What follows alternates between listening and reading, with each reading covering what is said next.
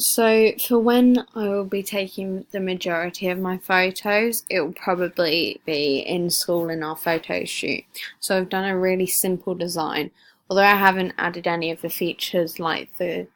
grid or the gels, for example. I thought that that would be really difficult to draw from a bird's eye view, so I just wanted to get the main Bodox D400s, which are these X's with the three lines coming out, and then these smaller IS minis, just because they're really nice to have a little feature spotlight in the background, unless it is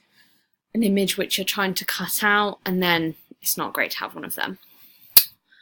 Basically, I think that this clearly and quite easily shows, or especially to me,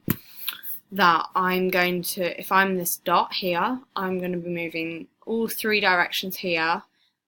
But if I do that, I'm going to have to move these main D400s back a little bit, just so then I don't get it caught in the light and reflects and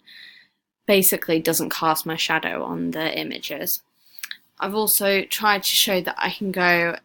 to the left or more to the right, just so then I can play around with the lighting and casting all the shadows on the faces.